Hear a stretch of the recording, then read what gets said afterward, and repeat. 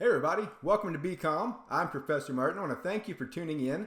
In our video here today, we're going to take a look at sentence fragments. Now, sentence fragments are a very common problem and we want to avoid them in our writing all the time. So let's get started and I'll show you how.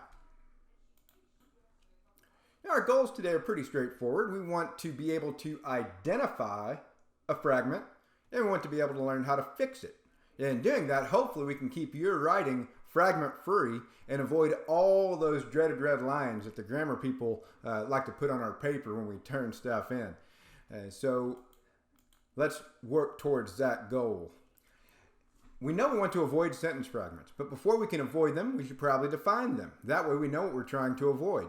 A sentence fragment is an incomplete sentence masquerading as a complete sentence. It's close to a sentence, but there's a missing element. And usually that element is a subject or a verb. You probably remember from your grade school days that every sentence has to have a subject and a verb. If either is missing, you don't have a sentence. You've got a fragment. A sentence also needs closure. It should be able to stand on its own and make sense. A sentence fragment lacks closure. It can't stand alone and make sense on its own. We'll take a look at a few examples and I think you'll see what I'm getting at. So here we go. A great example of that idea of closure I was just talking about.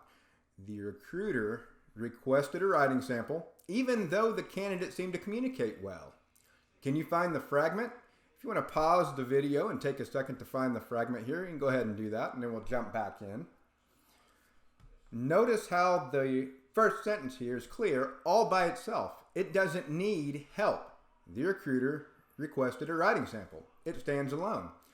The second part doesn't make any sense by itself, even though it has a subject and a verb. It's a fragment. It doesn't stand alone, even though the candidate seemed to communicate well. It needs a beginning part to help it make sense. And, you know, it's weird because it sounds correct when we say it. In conversation, when we say it, it sounds okay. And that's one of the things that makes writing really tricky. A lot of us write exactly how we talk. And that's especially a problem for me because I talk like I've spent a good part of my life down in Tennessee, and I have. So I have to kind of overcome that when I write. How about another one? The stock market rose sharply, although Coke stock showed no improvement. Again, you'll notice we have one sentence, stands alone, and one that just doesn't. The stock market rose sharply. That's a complete sentence. It's got a subject, it has a verb, and it has closure. It makes sense on its own.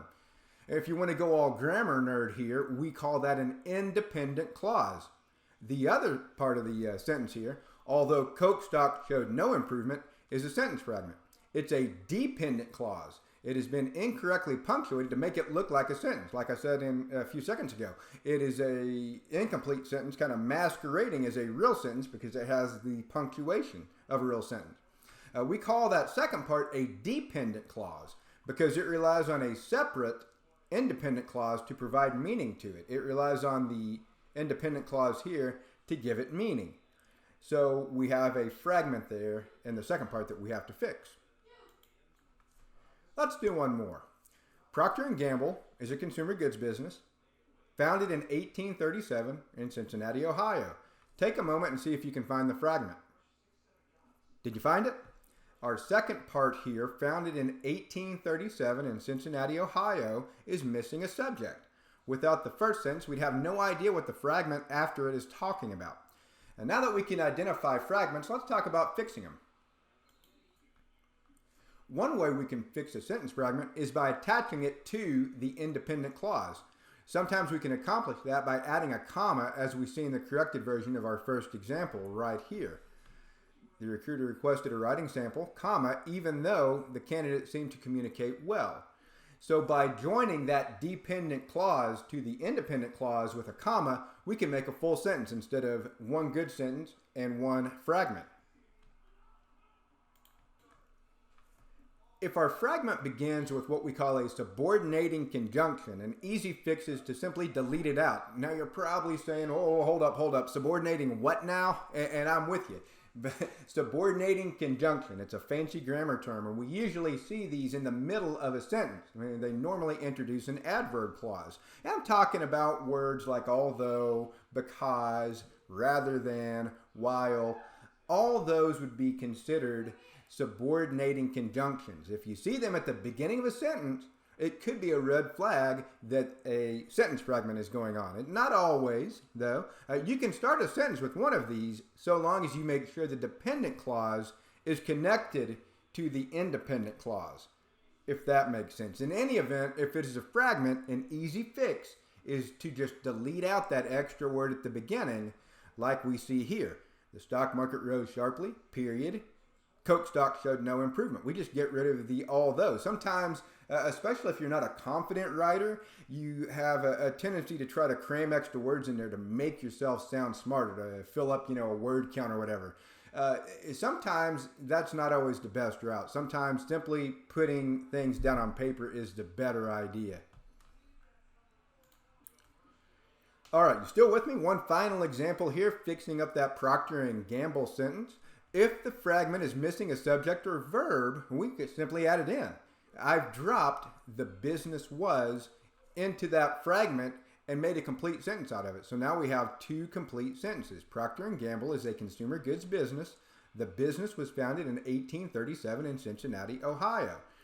Fixed it right up by just simply supplying that missing subject or verb. All right, I'm sitting here doing all the legwork. Now it's your turn. Why don't you take a moment, pause the video, and see if you can correct the two sentence fragments that you see on the screen right now. We'll pause and you can come back and check your work. There we go. Hopefully you had an opportunity to go back and correct the fragments. Here are the corrected versions right here. We got them all fixed up and looking good. So now that we know a little bit about sentence fragments, where do we go from here?